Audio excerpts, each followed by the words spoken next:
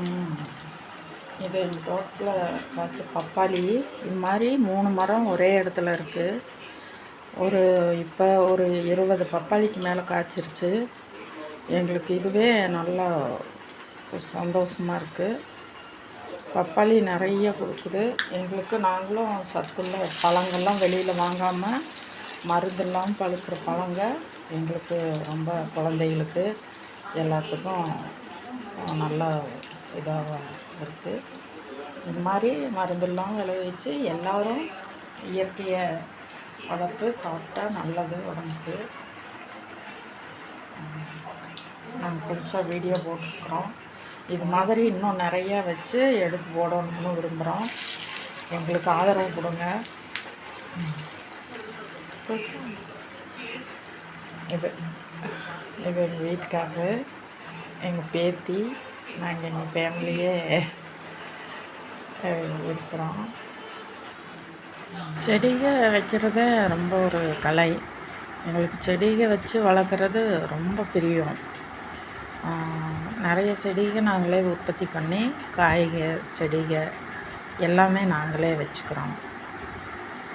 கத்திரி செடி, மருதாணி செடி, மல்லிகைப்பூ செடி, இப்படி எல்லா செடிகளுமே எங்களுக்கு பயனுள்ளது. அவங்க வச்சது எதுவுமே வேஸ்ட்டாக போகாது. இயற்கையை வளர்க்குறதுக்கு நாங்கள் நிறைய இது பண்ணுவோம். பப்பாளி, வாழை, இப்படி எல்லாமே நாங்கள் உற்பத்தி பண்ணுவோம். நாங்கள் விவசாய குடும்பத்தில் பிறந்தவங்க.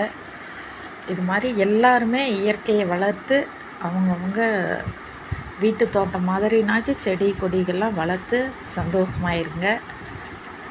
நாங்கள் வீடியோ போட்டிருக்குறோம். 4 பேர்த்துக்கு சொல்கிறதுல எனக்கு ரொம்ப மகிழ்ச்சியாக இருக்குது. எனக்கு ஆதரவு கொடுங்க.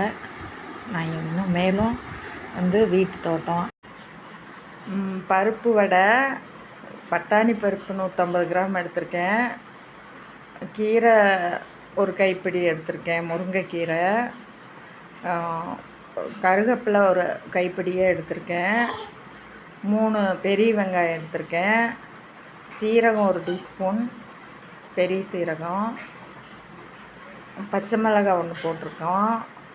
கீரை வடை மத்தியானத்துக்கு செஞ்சோம். எங்களுக்கு அது நல்லா இருக்கும் அப்படின்னு கேட்டாங்க எங்கள் வீட்டில். அதனால் நான் செஞ்சுருக்கேன். நல்லா ஹெல்த்தியானது, சத்துள்ளது. கீரையெல்லாம் வாரத்துக்கு ஒரு நாள் நாங்கள் இந்த மாதிரி கீரை வடை செய்வோம். எங்கள் கீரை செடி இருக்கிறதுனால நாங்கள் அதை செஞ்சு சாப்பிட்றோம்.